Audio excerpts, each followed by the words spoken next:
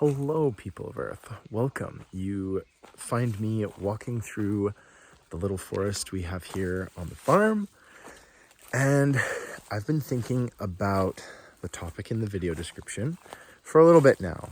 So, sorry, one sec. What we consume and how it shapes who we are and what we feel and our emotions. So, I've been thinking about a lot of the violent stuff that I watch or I have watched in the past, and action films, drama, horror movies, all this stuff. And I've been thinking about its impact on me. I grew up not swearing at all. Like, it just wasn't a thing. My brother and I were raised by two people who didn't swear a whole lot. And I didn't know what the F word was until I was very much older than most kids, because I lived in a small county school. So anyway, it wasn't until I started consuming certain video games, watching shows, watching certain movies, and hanging out with my friends that I started to talk like them. I talked like the things I saw on TV, but I also started having more nightmares. Sorry, nearly tripped.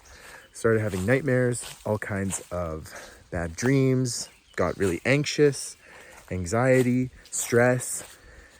And I wonder what role, if any, the stuff I consumed had a part to play. And I think it had a big role, honestly.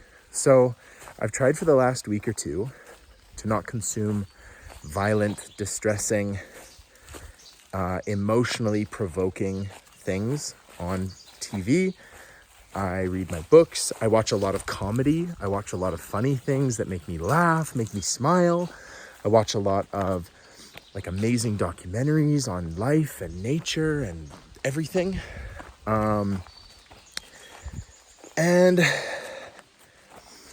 I have to admit, like, certain variables in my little experiment are a bit conflated because I am kind of on this whole mindfulness kick, and I'm on this whole relaxation, meditation, spiritual motivation. I'm on this whole journey. I hate that word. I'm on this whole journey to kind of find a bit more peace, find a bit more tranquility, relax, that kind of stuff. And yeah, I don't know. I've been a lot more peaceful, but I don't know if it's because I've stopped consuming stuff that makes me unpeaceful, or if it's because of my whole change of scenery and change of doing things. But I have to say I am happier, and I'm a lot less stressed. I'm sleeping better. I'm sleeping more. I am feeling physically stronger. I'm happier. I'm happier around the people that I want to be around. So I don't know what you can really take away from my little experiment or whatever, but I think we are representative of everything that we consume. I was listening to this podcast the other day, and the two people were talking about how human personality is just an amalgamation of everything we have consumed. So it's a little bit of your parents, it's a little bit of your friends, a little bit of what you watch, what you listen to, your music tastes. And when you think about it, we are really shaped by all of that stuff.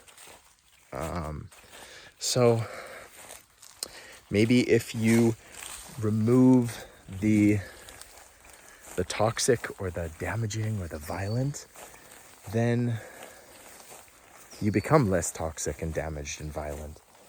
But that's hard because we like the stuff that we like, and we enjoy consuming the content that we resonate with, and we resonate with it for a reason.